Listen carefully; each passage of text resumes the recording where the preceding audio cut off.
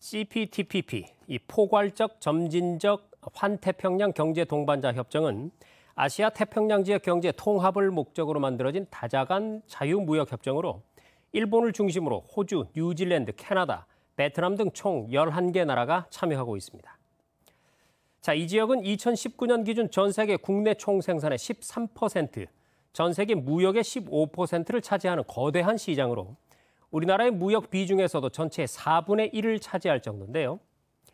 우리나라는 오는 4월 이 협정에 가입 신청서 제출을 목표로 하고 있습니다.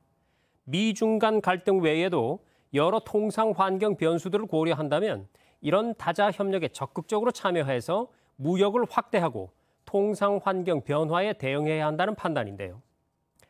이 CPTPP가 앞으로 세계 경제에 미칠 영향력, 또 우리나라 가입 추진의 의미와 과제를 전문가와 함께 짚어보겠습니다.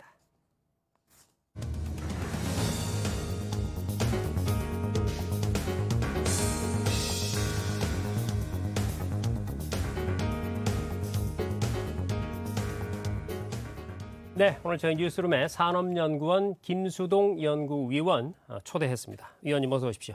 네, 안녕하세요. 자, 정부가 올해 4월까지 이 CPTPP 가입 신청서를 제출하겠다. 그래서 이제 관심이 높아지고 있는데 먼저 제가 간략하게 설명을 드렸습니다만 시청자들께 익숙지가 않을 것 같아서 이 환태평양 경제 동반자 협정 CPTPP를 간략하게 좀 설명을 해주시죠.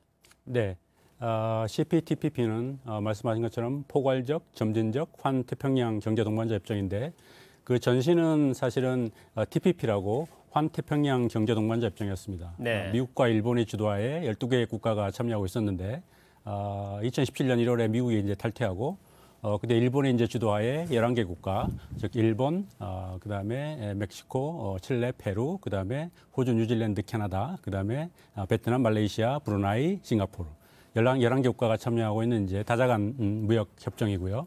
2018년 이제 1월에 타결됐고 그리고 같은 해 12월에 발효가 된 다자간 무역 협정입니다. 네.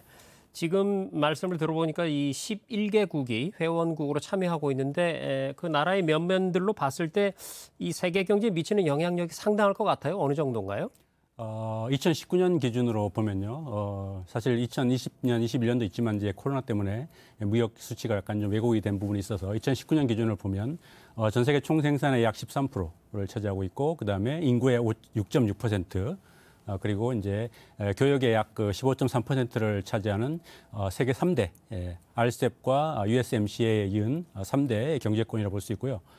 현재 이제 뭐 영국이 이제 가입을 이제 지금 추진하고 있고 우리도 있고 그다음에 미국, 중국이 가입을 하게 된다면 아마 뭐 가장 큰 경제권이 될 수 있고 영향력은 이제 상당할 것이다라고 예상이 되고요.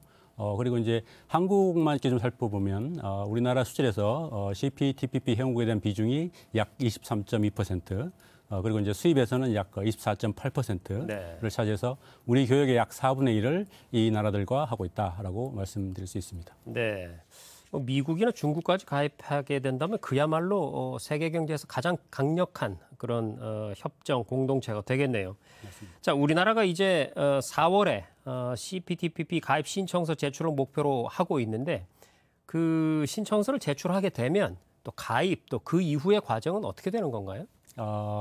일단 이제 대선이 끝나면 빠르면 뭐 3월 아니면 4월 중에 이제 저희가 공식적인 이제 가입 신청서를 제출을 하게 됩니다. 네. 그러면 이제 그 CPTPP 위원회에서 가입 절차 착수에 대한 이제 동의가 필요합니다. 이게 그래서 그 동의가 이제 완료가 되면 이제 그 작업반, 워킹 파티라고 해서 작업반을 이제 만들어서 본격적으로 협상을 이제 시작을 하게 되고요. 11개 회원국들과 개별 협상을 통해서 만장일치의 동의를 받아야 됩니다. 그러면 이제 가입이 이제 되고요.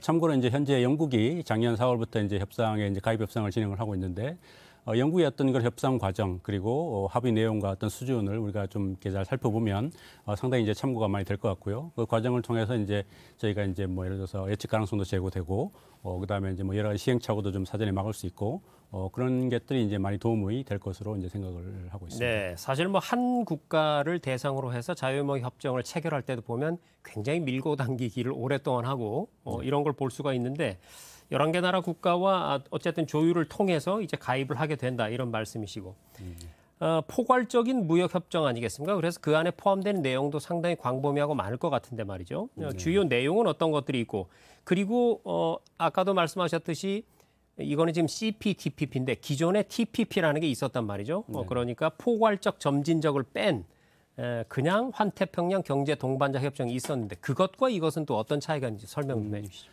예, 일단 먼저 CPTPP는 사실상 이제 가장 높은 수준의 자유화를 추구하는 이제 21세기형 무역 협정이라고 볼 수 있고요. 네. 사실 그 안에 협정문은 이제 각 장은 30개나 되고요. 그리고 그 30개 되는 장들을 보면 기본적으로 알고 있는 관세 철폐, 그다음에 뭐 서비스, 뭐 시장 개방, 뭐 투자 자유화 또는 뭐 여러 가지 원산지 기본적으로 기존 협정들에 있는 장들은 다 포함이 돼 있고요. 네. 그리고 거기에 이제 추가로 기존 협정에서 볼 수 없었던 규정들이 있는데 예를 들면 뭐 디지털 무역, 그다음에 환경, 노동, 그다음에 뭐 국영기업 관련 조항들, 그다음에 뭐 정부 조달 이런 이제 새로운 이제 통상 이슈들이 이제 많이 포함이 돼 있습니다. 그리고 뭐 좀 더 구체적으로 보면 이제 일단 관세 철폐를 약 95% 이상, 심지어 100%까지 하는 국가도 있고요. 그리고 이제 뭐 데이터 이동의 자율성 보장, 그다음에 뭐 투자 규제 완화, 그다음에 국영기업에 대한 보조금 지원하는 걸 금지시키는 이런 것들, 그다음에 인력 이동의 자유화 이런 아주 수준 높은 어떤 규정들을 많이 포함을 하고 있습니다. 그리고 이제 TPP와의 차이점을 좀 보면 TPP에서 이제 미국이 참여하고 있을 때 좀 약간 좀 민감한 조항들이 많이 있었거든요. 다른 네. 나라들이 받아들이기 어려운 이런 조항들을 이제 이 미국이 빠지면서 22개 조항에 대해서 그 민감한 조항들을 이렇게 유예를 시켰습니다. 그래서 CPTPP에서는 이제 포함되지 않은 유예되는 이런 조항들이 있었는데 대표적으로 이제 지식재산권 또는 이제 그다음에 투자자 국가 간 분쟁 해결 문제 이런 조항들은 이제 그 유예된 조항들이 되겠습니다. 네. 그러니까 기존의 TPP는 미국이 주도하는 그런 성격이 강했고 그래서 민감한 조항들이 여러 있었는데 그래서 미국을 제외한 나라들이 별도로 이제 CPTPP를 만들었는데 이제는 미국이 이쪽으로 가입을 또 준비하고 있는 아이러니컬한 그런 상황이네요. 네. 자, 이 포괄적 경제 동반자 협정 설명을 듣다 보니까 RCEP이라는 것도 있죠. 이게 그러니까 이 영내 포괄적 경제 동반자 협정 이게 세계 최대 자유무역 협정으로 지금 일컬어지고 있는데 올해 2월에 또 우리나라에 정식 발효가 되지 않았습니까? 맞습니다. 이 CPTPP와 RCEP을 한번 비교해 주실까요? 네, 기본적으로 이제 RCEP은 이제 중국을 포함해서 15개 국가, 한중일, 그다음에 아세안. 그래서 15개 면면을 보면 국가의 면면을 보면 좀 이렇게 이제 개발 수준이 국가의 어떤 그 발전 수준이 이제 좀 많이 차이가 나거든요. 네. 그러다 보니까 높은 수준의 자유화를 달성이 좀 어려웠던 측면이 있고요. 그리고 그 또 개도국들이 많다 보니까 이제 각 장마다 어떻게 보면 이제 유연성 그 약간 예외적인 어떤 뭐 이렇게 이런 규정들을 이렇게 장마다 많이 도입을 했던 부분이 있고, 네. 그리고 이제 그 어떤 비관세 장벽 쪽도 CPTPP보다는 이제 조금 더 덜 자유화시키는 관세 이제 장벽을 많이 낮추지 못하는 이제 이런 식의 이제 타협 협상 합의가 이렇다 볼 수 있고요. 그리고 우리 입장에서 보면은 이제 사실 이 RCEP을 통해서 한 아세안 FTA를 이제 상당히 업그레이드 시켰다는 측면이 있고요. 그리고 사실 우리가 이제 일본에 대해서 상당히 민감하게 생각을 하는데 이 RCEP 안에서 일본과 다자틀에서 이제 FTA 협상을 일단 시작을 했다라는 어떤 그런 의미가 있다고 볼 수 있습니다. 네. 말씀을 들어보니까 이 RCEP보다는 CPTPP가 자유무역이라는 측면에서 본다면 좀 더 진전된 그런 협정으로 볼 수가 있겠네요. 네, 맞습니다. 자, 이 경제협정이라는 것이요. 가입 국가가 어떤 국가가 포함되어 있느냐에 따라서 그 영향력이 큰 차이가 나곤 합니다. 이 CPTPP를 둘러싼 주요국들의 동향 어떻습니까? 기본적으로 일단 일본부터 살펴보면요. 일본은 회원국이고요. 사실 일본은 우리가 이 가입을 이제 좀 시도하려고 하니까 이제 일본 입장에서는 사실 한국이 이제 CPTPP의 높은 수준을 규정들을 충족할 수 있을지에 대해서 좀 확인이 필요하다는 어떤 유보적인 입장을 좀 취하고 있고요. 네. 약간 좀 뭐랄까 좀 그런 입장을 취하고 있고, 그리고 사실 그 이제 한일 간의 어떤 역사적인 문제, 예를 들면 이제 강제징용 배상 판결 문제, 그리고 후쿠시마산 이제 수산물 수입 금지 문제 이런 부분들에 있어서 일본은 이제 한국의 어떤 적절한 조치가 사전에 필요하다라고 이제 언급을 하고 있습니다. 그래서 그리고 이제 일본은 이제 중국에 대해서는 또 상당히 경계하는 입장을 지금 보이고 있고요. 네. 왜냐하면 중국이 들어오게 되면 이제 일본의 영향력이 약간 좀 훼손될 가능성이 있고요. 그리고 중국이 들어와서 어떤 그 회원국들 사이의 어떤 결속력 저해도 걱정을 하고 있다고 보고 있습니다. 그리고 그다음 국가는 이제 미국은 이제 아직 비회원인데 미국은 사실 트럼프 정부 시절에 이제 탈퇴한 이후에 이 새롭게 가입을 할 움직임은 적극적인 움직임은 보이지 않고 있습니다. 이제 정부가 바뀌어서 이제 바이든 행정부가 들어왔는데 바이든 정부는 지금 그런 어떤 무역협정 가입보다는 국내적인 문제, 예를 들면 이제 경제 재건이라든가 또는 뭐 일자리 창출, 그다음에 노동자 보호, 사실 이런 부분에 좀 더 집중하겠다라는 입장이고, 그리고 그러다 보니 최근에는 또 이제 CPTPP와는 다른 인도 태평양 경제 프레임워크라는 걸 이렇게 제안을 하고 있거든요. 네. 그거를 먼저 우선적으로 할 것처럼 이렇게 지금 이제 움직임을 보이고 있어서 약간 당장은 CPTPP 가입을 이제 서두르지는 않을 것처럼 이제 보이고요. 대신 이제 중국에 대해서는 상당히 이제 경계하는 이제 걱정을 하고 있고, 특히 중국이 이제 CPTPP에 가입을 하게 되면 이제 이 아시아 태평양 지역에서 어떤 주도권 다툼 문제에 있어서 미국의 어떤 어떤 손실 이런 거는 걱정을 하고 있고, 그러다 보니까 반대로 이제 이 회원국들 사이에 어떤 뭐랄까 이 파트너들, 동맹국들, 예를 들면 뭐 한국, 일본, 뭐 호주, 이런 뉴질랜드 이런 국가들하고의 어떤 동맹을 강화하려는 어떤 그런 움직임을 이제 보이고 있습니다. 그다음에 세 번째 국가 이제 중국이 있는데 중국은 이제 작년 9월 16일 날 이제 가입 신청을 이제 공식적으로 했고요. 네. 사실 중국이 이제 가입 신청할 때 상당히 좀 뭐랄까 좀 놀라웠던 부분들인데 있는데 사실 중국이 가입 신청을 한 배경을 좀 보면 아무래도 이제 이 아시아 태평양 지역에서 미국과의 어떤 그 패권 경쟁에서 뭔가 좀 이렇게 주도권을 좀 잡아보려는 이런 의도가 깔려 있지 않나 하는 시각이 좀 지배적이고요. 근데 중국이 가입을 할 수 있을까에 대해서는 좀 약간 좀 부정적인 시각이 많습니다. 왜냐하면 이 CPTPP의 높은 수준 그 규정들 보시면 예를 들면 데이터 이동 이런 거, 그다음에 국영기업 보조 지원하는 거 금지시키는 조항들, 사실 이런 것들은 중국이 받아들이기 쉽지 않은 조항들이거든요. 중국의 국가 체제하고도 관련이 되네요. 맞습니다. 네. 그래서 이제 쉽지 않은 조항들이 있어서 어려울 것이라 보고 있고, 그리고 기존 CPTPP 회원국들 중에서 이제 일본 또는 뭐 호주, 뭐 뉴질랜드, 베트남 이런 국가들은 사실 중국의 가입에 대해서 그렇게 좋게 보진 않거든요. 달갑지는 않을 것 같습니다. 그래서 만장일치 동의를 받기는 쉽지 않아 보여서 중국의 가입은 좀 어렵지 않겠느냐 이런 생각을 갖고 있습니다. 네. 참 이 국제사회의 어느 단면을 들여다봐도 미국과 중국 간의 이 패권 경쟁은 늘 일어나고 있는 것이고 그 과정에서 이제 다른 국가들이 어떻게 그걸 판단하느냐 이런 판세인 것 같습니다. 네네. 자, 우리 정부가 이제 이 CPTPP 가입 검토를 공식화했는데 여러 가지 의견들이 나오고 있어요. 우리가 가입하는 데 있어서 특별히 좀 이런 점들은 고려해야 한다. 그런 게 어떤 것들이 있을까요?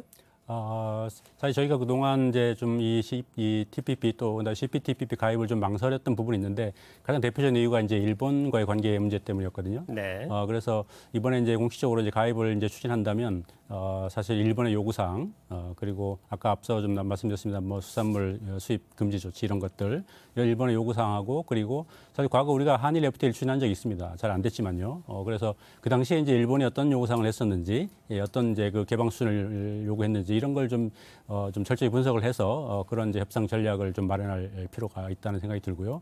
그리고 이제 아마 이제 가입 협상을 시작을 하게 되면 일본뿐만 아니라 많은 이제 다른 회원국들이 이제 여러 가지 요구사항을 아마 제시할 겁니다. 네. 가입 조건들을 그런 것들 좀 사전에 예측을 해가지고 좀 이렇게 국익을 최소화하는 그런 협상 전략이 마련이 좀 반드시 필요하다라는 생각이 듭니다. 네. 자, 이제 시간 관계상 마지막 질문을 드려야 될 것 같습니다. 포괄적 점진적 환태평양 경제 동반자 협정. 앞으로 우리나라가 어떻게 대응을 해 나가야 할지 마무리 말씀을 좀 총괄해서 좀 부탁드립니다. 네네. 사실 CPTPP 가입은 이제 사실 국제 이제 통상 환경이 이제 상당히 많은 요인들이 있습니다. 대표적으로 이제 미중 갈등, 또 그다음에 이제 한미 동맹, 그다음에 이제 지금 중국이 이제 가입할 가능성도 있고요. 네. 그다음에 이제 사실상 한일 FTA 아니냐 이런 시각도 있고요. 그래서 여러 가지 이제 고려할 요소가 상당히 많습니다. 그럼에도 불구하고 이제 좀 빨리 조속한 이제 가입을 통해 가지고 국익을 이제 극대화하는 그런 그 정책 전략이 필요하지 않냐 하는 생각이 들고요. 그다음에 이제 무엇보다 중요한 것은 이제 사실 이제 CPTPP가 높은 이제 규정들을 이렇게 가지고 있기 때문에 우리가 이제 우리 법령 그다음에 제도 이런 것들이 맞춰서 미리 사전에 선제적으로 좀 이제 정비를 할 필요가 있다는 생각이 들고요. 그리고 이제 마지막으로는 사실 이런 협상을 이제 가입을 하려면 일단 그 정부에서 대국민 홍보 또는 설득 과정을 통해 가지고 어떻게 보면 사회적 합의를 미리 좀 만들어서 협상에 임하면 훨씬 더 좀 국익에 도움이 되지 않을까 이런 생각을 하고 있습니다. 네, 잘 알겠습니다. 지금까지 산업연구원의 김수동 연구위원과 말씀 나눴습니다. 위원님 오늘 말씀 고맙습니다. 네, 감사합니다.